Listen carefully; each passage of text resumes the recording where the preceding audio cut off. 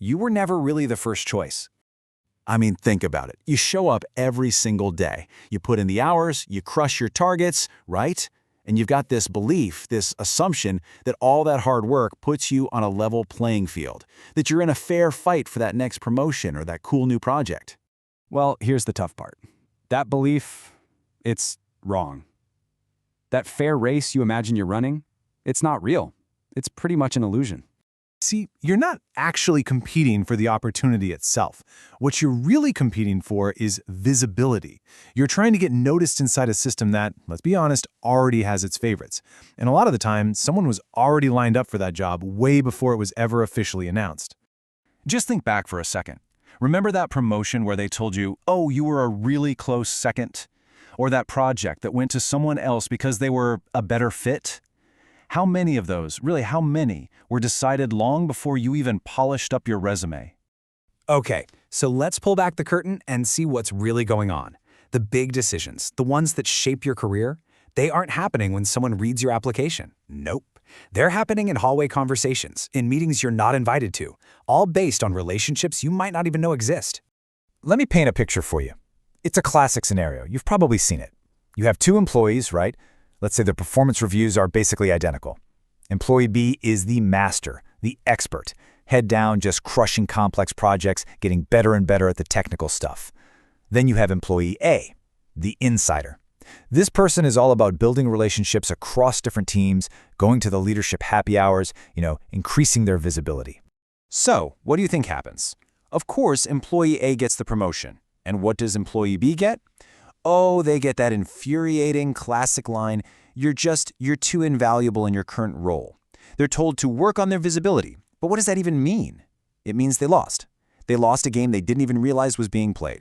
So to get ahead, you have to understand the system itself. And it's not random, it's not chaos. It actually operates on 4 hidden layers.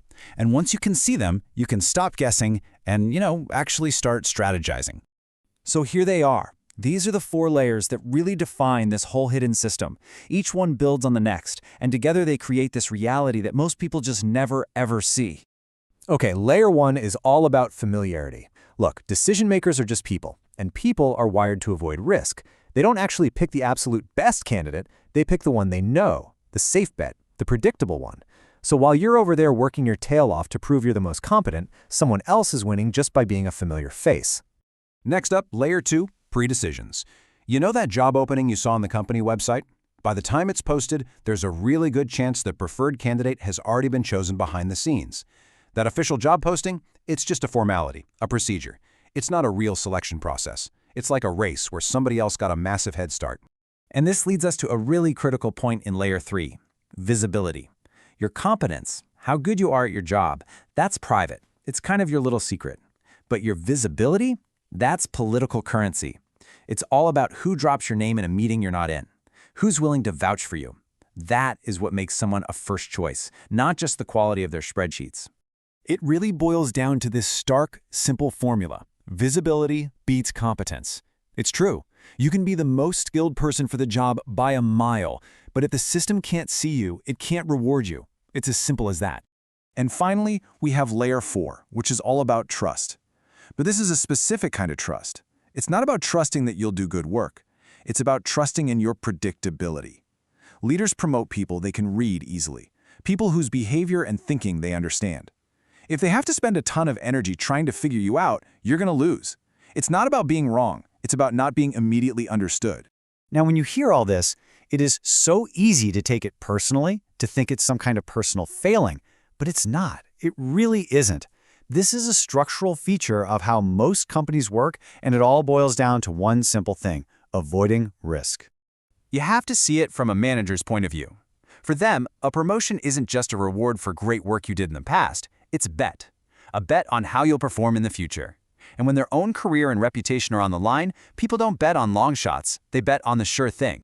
So the whole system just naturally defaults to what feels safe.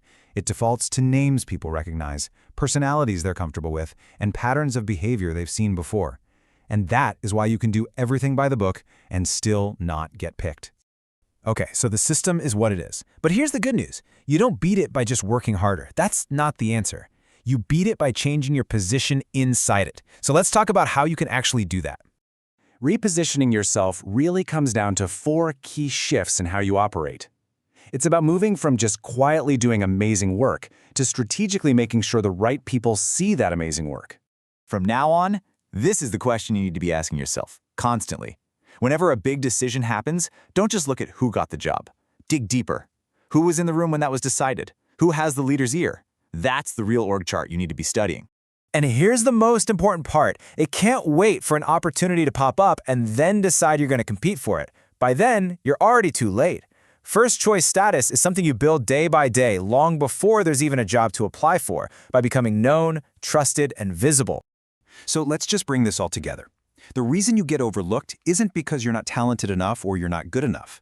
You lose because you're walking into a logical argument after the real decision has already been made on an emotional, relational level. And that right there is the ultimate takeaway. Becoming the first choice has way less to do with being the most skilled person in the room and everything to do with being the best positioned person in the system. And once you really truly get that, you stop competing and you start positioning.